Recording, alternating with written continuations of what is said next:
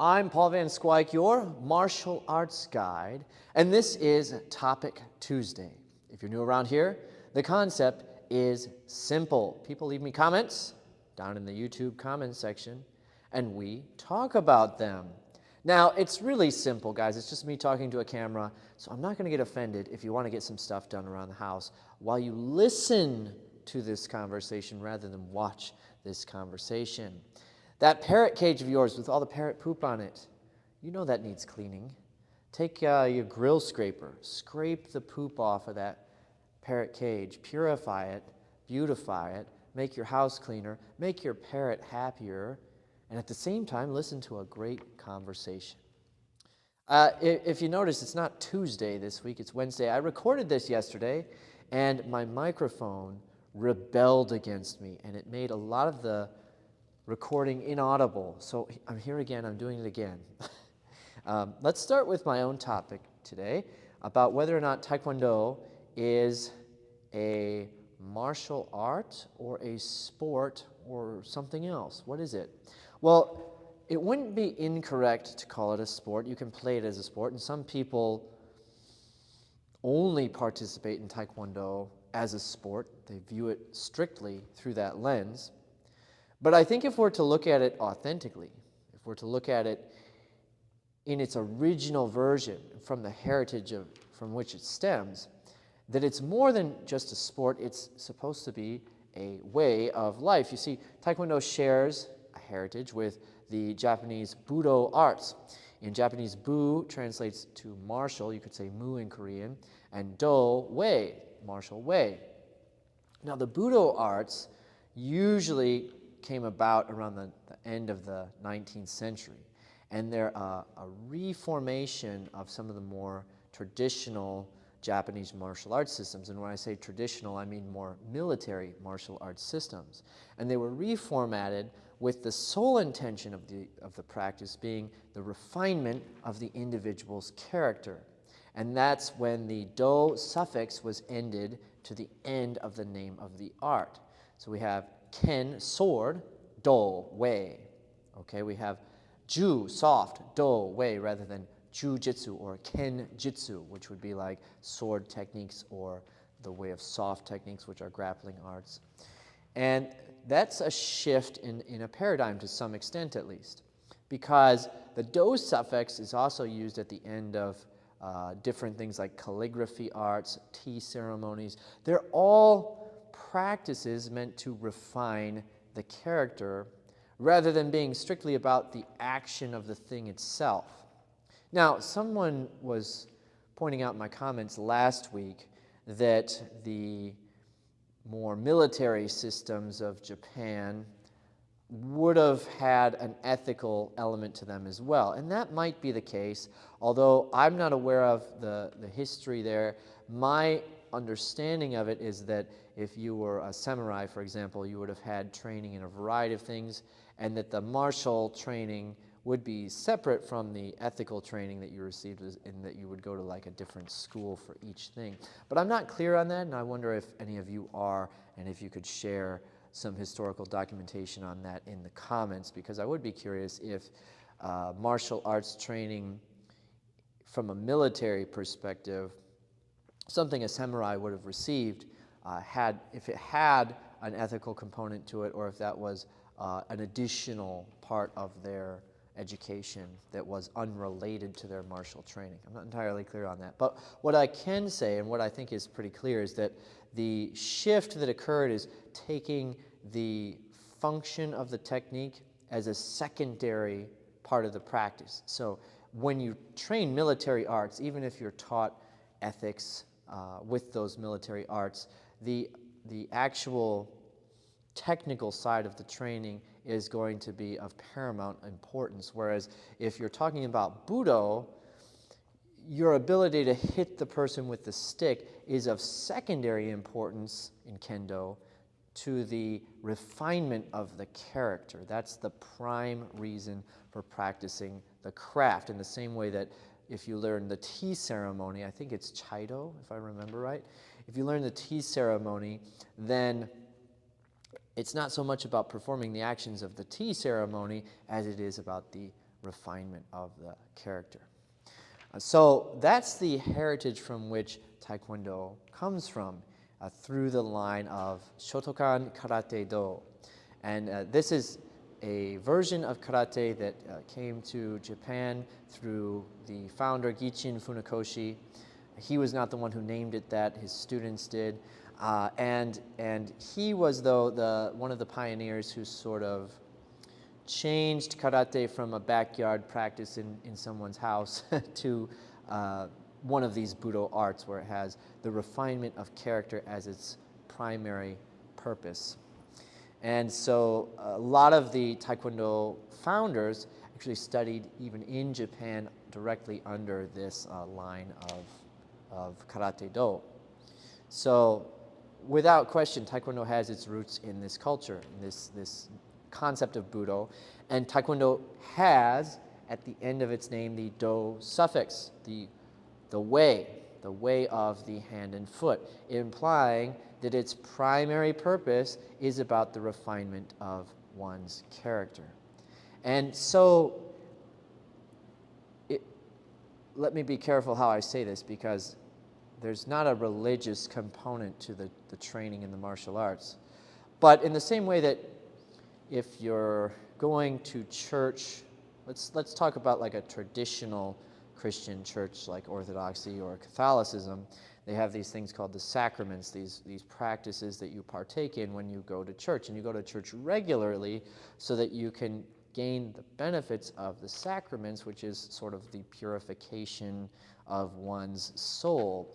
And it's not like you can go do that once and be done, and then my soul is purified, I'm good forever. It's a regular practice to help keep yourself in alignment with what is good and true.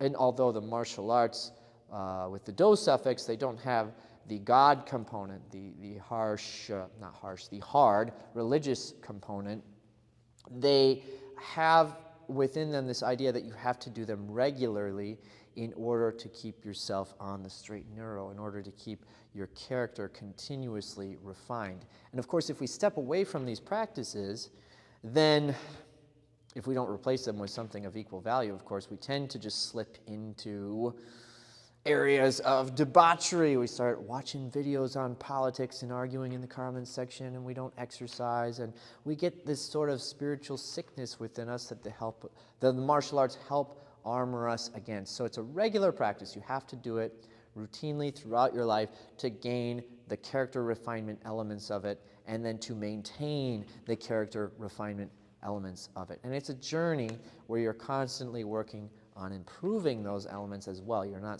not just right at the end after day one. You're continuously working on them to make them better, and you're continuously working on them to maintain them. Now, if you view it in this light, it's very different from a sport, because you can do a season of a sport. You can decide that a sport just isn't for you because you don't like the physical movements. And I'm not saying that Taekwondo should be like a cult by any means, but it's a different way of viewing it, in the same sense that you wouldn't say, well, I don't need to go to church anymore because it's not really for me anymore. Now, of course, with church, there's the divine element behind it. So you have to take this with this metaphor carefully. But again, the idea is that you need the regular training to refine the self. So I hope that helps in terms of defining what Taekwondo is. Can it be a sport? Yes, so can Kendo, so can Judo, so can Karate Do. But eventually the sporting element should wane in one's life.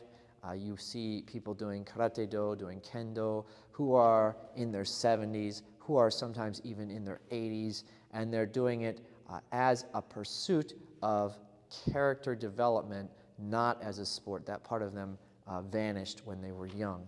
So I think we do need to look at it differently, and I think we need to talk about it differently if we want to get the full spectrum of benefits that come from practicing Taekwondo. And further, if you're practicing Taekwondo as a sport within the body of this larger dynamic, then your mind is going to be in the right place, and when it comes to the why for your competition. You'll get less focused on the winning. You'll get more focused on what the participation in the sporting side of the training is doing for your character development. And that, of course, is what it's all about. My second topic, I got two today, guys, that are mine. Selfish of me, huh? My second topic is about self-defense. A lot of people come to martial arts looking for self-defense, and unfortunately, their vision of it is either flawed because of their ego or flawed because of the representations of what self-defense is in things like movies and pop culture.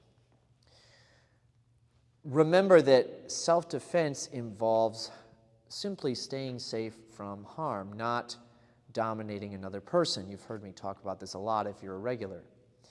So the problem here is that most of the time when we conceptualize violence, we're conceptualizing violence from an asymmetrical confrontation with someone.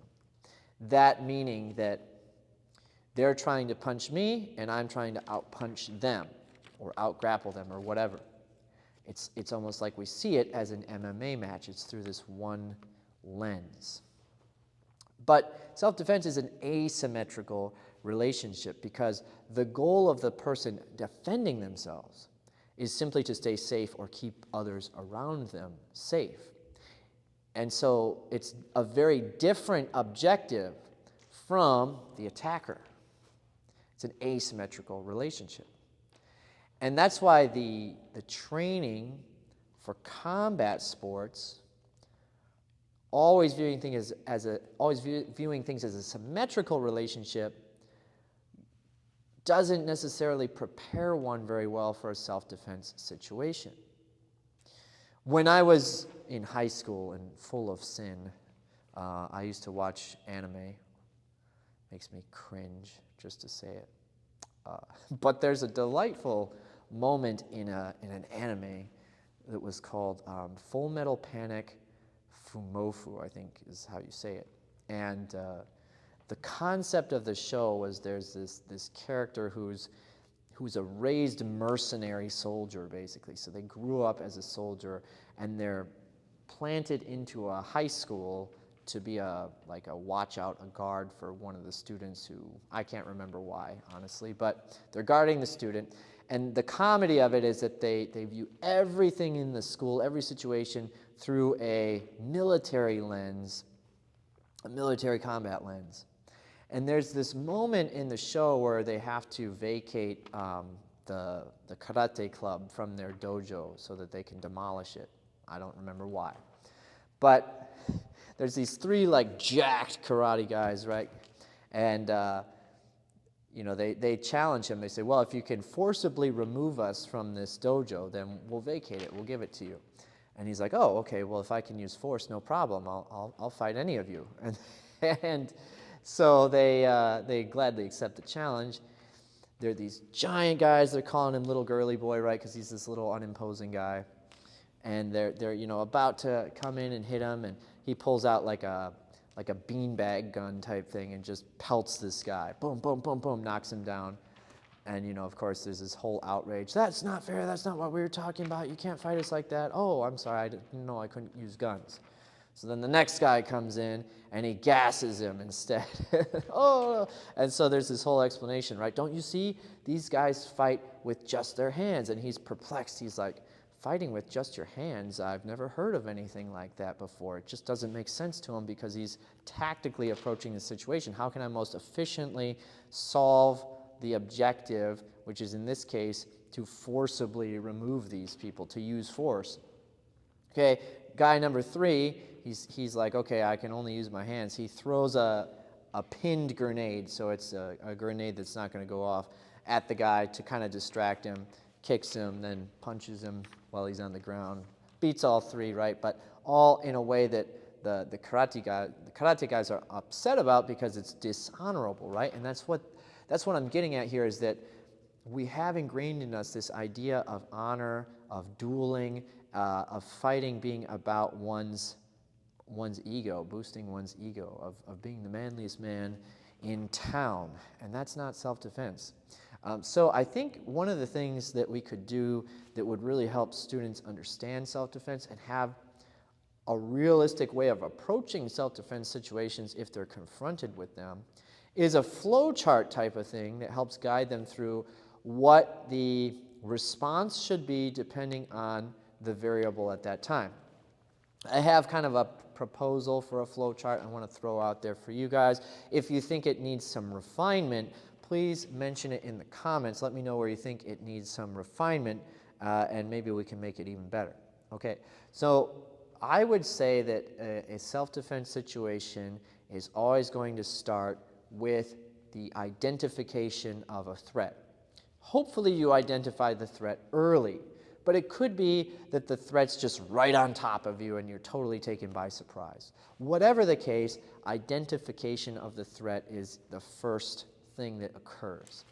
Okay, so once you identify the threat, you then have this option of, can I exit or do I have to stay in this area? Do I have the opportunity to simply flee?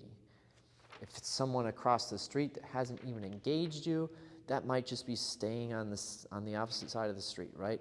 But the question is, can I exit?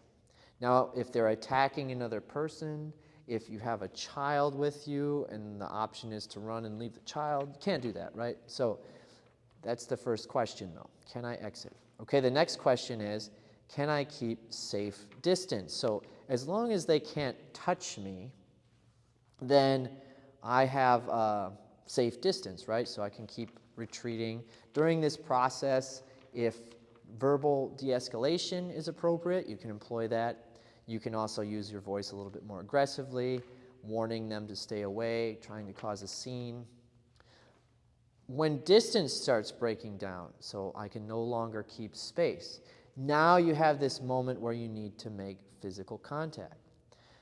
You can oftentimes simply suppress the person from getting access to you. So whether they're trying to punch you, grab you, stab you, kick you, whatever, if the space breaks down enough where you can no longer compensate for their speed of entry by retreating, then you can suppress the limb coming toward you. Now, this doesn't work if they start really close to you, but if you have the distance, the only way they can, in theory, get that strike, grab, or whatever on you is by lunging. Now, students will gamify this. I'll just a little side tangent. They'll gamify this if you try to practice it with them, and they'll just kind of walk until the person's cornered. But if you watch real-world violence, and this is what people never do, so I would encourage you to watch these videos. They're available on YouTube. Watch real-world violence. When someone's assaulted by a random aggressor, I have not seen an instance where that person doesn't lunge in at them, doesn't close that gap quickly and with a large commitment of energy. So if that holds true, then the option to suppress the limbs as they come in is going to be a very viable option. Now, of course, there's a point where that will break down. So now we're in this zone of, I can't suppress them, I can't continue creating space, I am forced to go into the fight mode. Okay, I think the first toolbox that you want to use is the longer range striking. Again, trying to keep space. Now the reason for this is when you have space, you once again have the opportunity to move into the higher zones of defense. Can I keep the space? Can I exit? It also lends itself to being able to stay safe from multiple opponents a lot better because you're not stuck on the one person, getting distracted on the one person, and allowing yourself to get overwhelmed. If you haven't perceived the multiple attacker threat yet, you want that ability to perceive it. If you have perceived it, then you absolutely don't want to get stuck on the one person because you'll immediately get mobbed by the other. So you have to stay autonomous if there's multiple attackers. Now, if all of that breaks down, our next option after long-range striking is going to be close-range striking, and that's similar to clinch work from things found like in Muay Thai, like in Ian Abernathy's interpretation of karate. And actually, Daniel Moreno on the Modern Tang Sudo YouTube channel just did an excellent breakdown on clinching, on what it is. I really encourage you to go check that out. But we have that toolbox right there, right, as the ability to stay away breaks down. Okay, from there, if those things fail, if you end up where, for whatever reason, you have to take them to the floor or they take you to the floor, we have this sort of final toolbox, which is ground fighting, which, of course, things like Brazilian Jiu-Jitsu specialize in. Now, the point of doing this is, one, giving people a clear approach to dealing with real-world violence, and hopefully being able to nullify the real-world violence before we get to that really severe position. I forgot to mention, by the way, that there's a weapons component to this, where if you realize that you have to engage the person and you are legally justified in using a weapon, which you really need to look into the legalities of on your own accord. I'm not a specialist in legal matters, and it varies from area to area. But if you do need to cause harm to the person, if it is legally justified, then it might be best to deploy the weapon while you have space. And there's another flow chart there too then, where you're trying to keep the space with the weapon, and then when that space breaks down, how do you retain the weapon, and so forth. Okay, anyway, we're giving the students a toolbox to work with that gives them an approach to self-defense. And it also identifies clearly where their training fits into that flow chart, because every system of martial arts tends to specialize in one of those areas. Very few cover each of those zones. So, for example, the first zone, the pre-contact and then a first tier of contact zone, is something that Aikido deals with a lot, especially if you're studying with someone interested in applying it correctly. And I'm not talking about the joint locks, throws, and pins. I'm talking about the evasive and blending maneuvers involved in the Aikido kata. I did a couple videos on that a while back where I pressure tested those things. So it works well from the arts systems like Aikido. It's also good for the deployment of weapons and retention of weapons. Okay, once that breaks down a little bit, we've got the Taekwondo strikes, the long-range strikes, karate strikes, boxing strikes, right? These types of movements, Muay Thai strikes. When that breaks down, we have some arts like Muay Thai have the clinch game as well, but then we have things again like the trapping arts, traditional karate as interpreted by Ian Abernathy, where you're doing clinch work and so on. And then, like we said, Brazilian Jiu-Jitsu or wrestling, something like that, on the ground. And when you understand that each of those has a place, then you can see that they're all offering different values to you as a practitioner. And I think that's valuable too. It takes us less out of the game of like which style is better than which, and more in the sense of like, where does my system fit into this structure for self-defense? Because again, we're talking about an asymmetrical situation. We're not talking about Taekwondo versus Muay Thai. We're talking about a situation where each will fit into a different place, right? So that's my idea for the flow chart. Let me know what you think about that. Let's get into your comments from Jason Miska. Hi, Paul. Thanks again for all your great content. I'm 54 and have just learned my black belt grading is in 2 months. I'd love your perspective. What does it mean to earn a black belt, and what does it mean to be a black belt? Thanks, Jason. This is a good question, Jason. I just had a black belt test at my academy here last week, so good timing. First, there's a symbolism of it. Behind me, if you're watching, you can see the different GUP belt colors on the wall there for our system. Regardless of your system, you're going to have a variety of colors in the GUP level, or Q level in Japanese arts. And when you mix those colors together, like if you had them all in paint format and you mix them together, you'd get black. So the symbolism there is that you're taking all the lessons of the prior journey and you're infusing it into this element of like being reborn as a new student who understands all those prior lessons. And we say it's a color of respect because you cannot add another color to it to make it greater. It's a fusion of all those colors.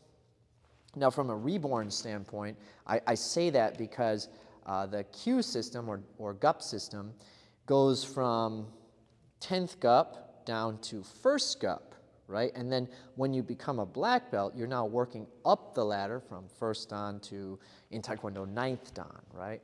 So it's a reborn point in your journey where you're sort of moving from beginner to advanced student and then really working on the refinement process of your journey rather than the gathering process of your journey and becoming a master at that point. And Taekwondo, to be very clear, black belt is nothing like master. And most systems, it's something like 4-ish years to get to black belt.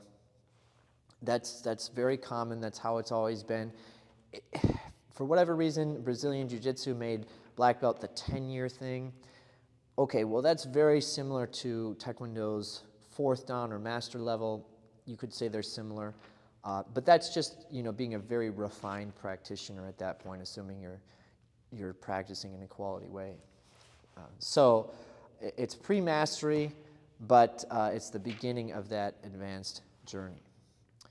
I try not to be too specific about what a black belt should and shouldn't be able to do, other than that for each instructor who gives a black belt, they're essentially giving a stamp of approval to that person that says, this person understands my basic material really well.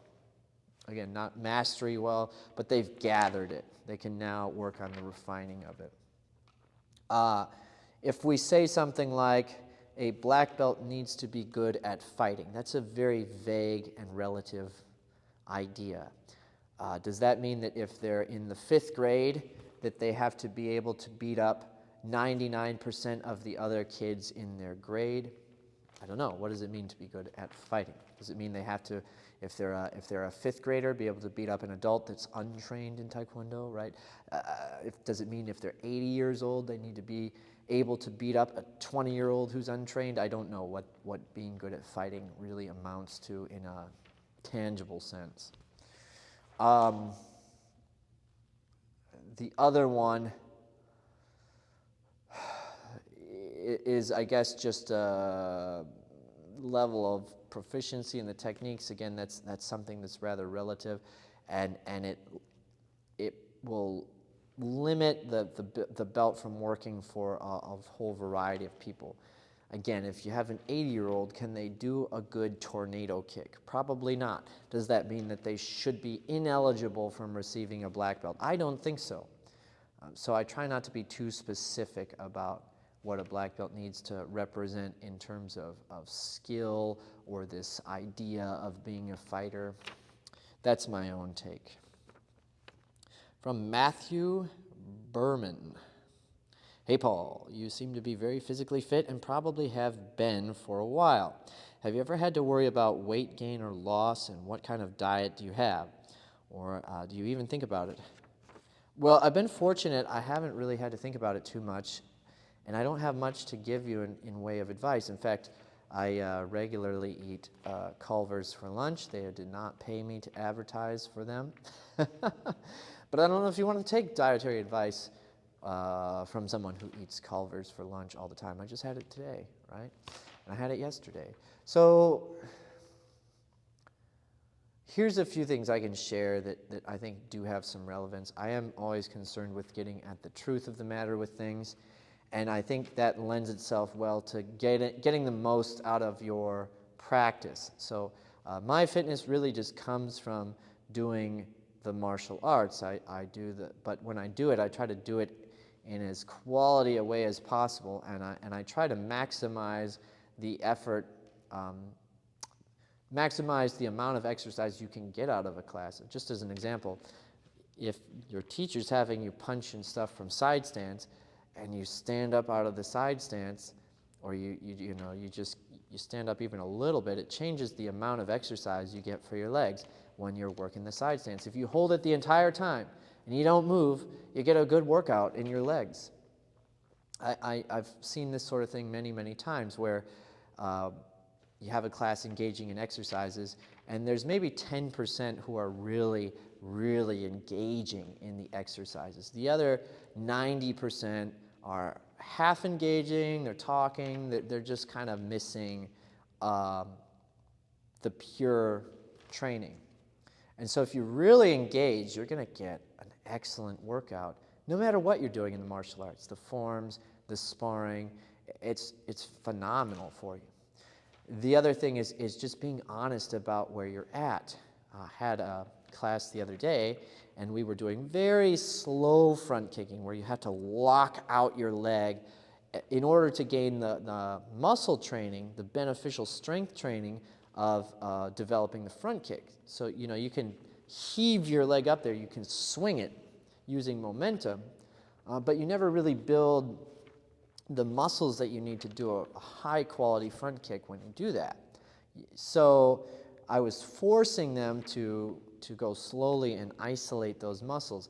And you can't do it very high unless you're very talented athletically. You can't do it very high when you do it like that. But because a few people are good athletes and they can do it really high, slowly like that, and they can do it in a quality way, everyone else tries to cheat to get there. So they'll either swing their leg up, they'll go too fast, or they'll contort their body and lean their head way back on a front kick. All these things to try to just get their leg up a little bit higher so they can feel better about themselves. They can say, I did it too. But the way you achieved it is not genuine. It's divorced from what is good and true. And so then you miss all of the benefits. So if you're honest with yourself and you're honest about how you're training, you get a lot more out of it. It's the same thing. I joked with them. I'm like, if I did push-ups like this and I just writhed with my body, little tiny push-ups, and then went, I can do 100 push-ups, is that benefiting me? I didn't do a single quality push-up. So I got very little out of that. Now, if someone does 20 solid quality push-ups, that is much better than someone who's lying to themselves and just gyrating on the floor and then saying they did 100 push-ups. So it's about seeking the truth to some extent and aligning yourself with that, and you're going to get the most out of your training when you do that. And so I think that's been of benefit to me. There's a lot of factors that go into these things, though, and I'm not honestly qualified to talk about them. But if I have any secrets, that's the one. It's apply yourself fully to what you're doing and be honest about it. And when I say apply yourself fully, that does not mean be stupid about how you're training. It means train very deliberately and precisely. From Daryl, 2023. Hello. Looks like some ninjas snuck in and edited out number 4 because he left it last time. Actually, he left it on Tuesday, so I just missed it. Anyway, he says, for next episode, would you like to discuss nutrition boosting tips with Taekwondo training? What do you find is best to power up with the morning of a tournament? It's day of snacks. Do you have any favorite supplements from the health food store? Should instructors warn against energy drinks to students, or should that be left up to the parents? I don't know anything about diet and nutrition, and I'm skeptical about a lot of people who think they do. I think there's probably some general stuff we understand about diet and nutrition. Everybody knows you can't just eat cake all day. But no, I'm not qualified to talk about this. I think you should see a dietitian if you need help on dietary stuff. I think part of the problem here is if you're aligned in the wrong area from the sport world, in that you're hyper focused on the winning element, then you will try to gamify in every possible way, and that might include seeing which energy drinks give you the winning edge before you have a competition. And I would say if you're trying to enhance your performance, that you're on the wrong path when it comes to what you should be trying to get out of competition. Are energy drinks bad? Probably. They're full of sugar typically. Does that mean you can never have one? no, I don't think it's bad to say never. These are just questions of temperament in my mind. And I would caution people anytime you get into the mindset of trying to hack your body, of trying to dominate your health, I'd caution you that it's sort of a scam in a lot of ways. That would be my take on it. But I don't know much about nutrition, and so I don't feel like I'm the one to talk about it. Again, I eat at Culver's all the time. Do you want dietary advice from someone like that? You probably don't. Let's see. Michael T 833-110-10. Hey Paul, a question for next topic Tuesday. I can't remember if I've already asked this or not. So if this is a question I've previously asked you, I am sorry. I was wondering if you could do a system versus system comparison between Taekwondo, WT, or Kukyoan, and Shotokan Karate. What your understanding is of how the techniques are similar and different forms, pumse or kata, class structure, fighting strategy, etc. Also, if you could just give your general thoughts on Shotokan Karate as a system, as a whole, thanks. All right. Yeah, interesting question. So, first, we've got to just acknowledge that when we're talking about Shotokan, there's many different ways of practicing, just as there are in Taekwondo. So I'm going to reference the JKA, the Japanese Karate Association. They tend to be one of the more traditional paths for practicing Shotokan. Let's talk about them, how they do their kumite, their sparring, how they do their kata or forms. And let's talk about, yes, WT and Olympic sparring. Okay, let's start with the forms, the pumse, the kata, the hyang. How are they similar? How are they different? Well, as I was talking about earlier in this very episode, the Taekwondo forms come directly from the Shotokan forms. Now, initially, they were the same forms, particularly when Taekwondo was called Tang Sudo or Tei Sudo. Kang Sudo. Kang Sudo and Tang Sudo both are Korean ways of saying Karate Do. These forms are called the Pyongan in Korean or Hyeon in Japanese in Shotokan. They are the same forms with minor variations, maybe tweaked from one teacher to another, but essentially the same forms. So the biggest difference from a biomechanical standpoint, in my opinion, from Shotokan to Taekwondo, in the way that you do these movements, is in the use of the hips when you block versus when you block in Shotokan versus when you block in Taekwondo.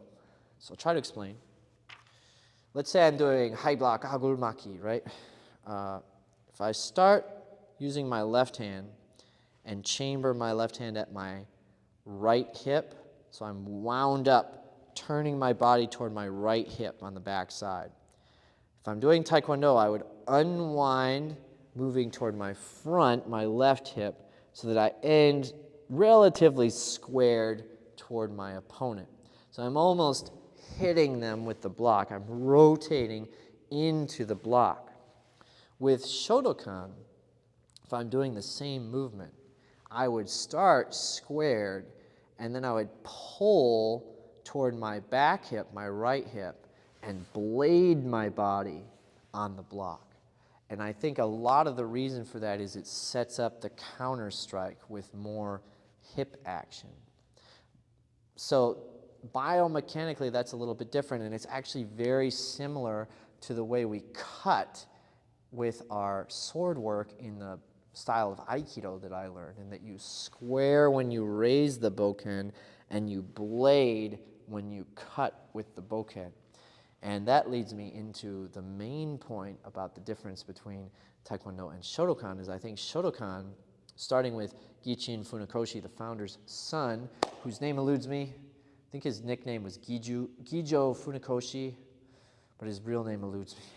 Anyway, he, according to people like Don Draeger, the martial arts historian, in his book Modern Budo and Bujitsu, fused swordsmanship with the techniques of karate. So many of the things like the ma'ai, the combative spacing, and the way that you would throw your punches, the stances, mirrored swordsmanship much more than Okinawan karate, the kind of the older way of practicing, would have. And I don't think that some of those things carried over to the Korean way of practicing. So eventually, in Taekwondo, the forms were revised. Essentially what they did is they took the same movements and then packaged them into different sequences. So you had the palgues and then the taeguks, and they're all very similar movements to what you see in Shotokan, but they're, again, in a different order. So eventually the forms became different, but essentially they're teaching the same kind of stuff. So there's not a lot of difference from the standpoint in the forms outside of that hip change. But now when we get into the kumite or kyorugi, the sparring side of things, the difference, I think, comes from the sword lens versus the Korean full contact dynamic kicking lens. Okay, so sport karate adopted the same rule set as kendo. And this is where the idea known as iken hisatsu, if I said that correctly, comes from in karate, which is the one strike, one kill concept. Very possible in a sword system, much more difficult in an unarmed system. But the movement in the kumite or sparring is supposed to be so perfect. It scores the ippon, the one strike, that results in certain death for your opponent or the completion of the fight. So karate kumite, they're looking for this sort of perfect sword-like technique that would incapacitate their opponent. But it's done in a controlled format. Now, you can watch some JKA kumite, and those guys sometimes get hit really hard. But they're not supposed to deliberately hurt each other. It's supposed to be done in a at least relatively controlled format. And then the fight stops, they issue the point, they continue, very similar to what you would see in kendo in the Japanese fencing. This is very different from the sparring in Taekwondo, where first of all, you are encouraged to hurt the other competitor. And I say that because you can immediately end the match and win if you hit them so hard that they can't continue. So if you punch them in the chest and knock the wind out of them and they fall down on the ground and they can't continue, you win. If you kick them in the head and you knock them unconscious, you win. This is not the goal of point karate. Second, the kicking element in Taekwondo really changed from the karate kicking. For whatever reason, people debate it, but the Koreans have this cultural backbone, I don't know what you'd call it, that makes them want to throw kicks. Anyway, so there's this dynamic kicking element, this full contact element, and another key difference is that it is continuous. Now, it further diverges from point fighting when electronic gear comes along, because now when it comes to scoring points, you don't have to convince a judge of anything. You simply have to appease the laws of physics and hit the electronic gear correctly. And to all of you who forget or don't know, you have to hit the electronic gear with a minimal amount of power to score. So you can't just tap it like a lot of people think. You have to hit it with at least a certain amount of force. And that force varies depending on the weight class of the competitors. So it goes up as the weight class goes up, or down as the weight class goes down. This changes the aesthetic a lot, though, because, again, no longer are you concerned with catching the eye of a judge and saying, look, I got the point, write it down on your paper or push your button. It says, I don't care what I have to do to get the kick to register. I just want the kick to register. And so you end up with a very different looking system.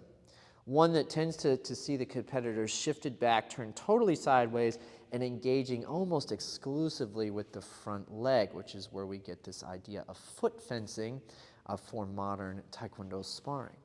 So both are a big difference than the, I guess you could say, original Shotokan point fighting type of sparring.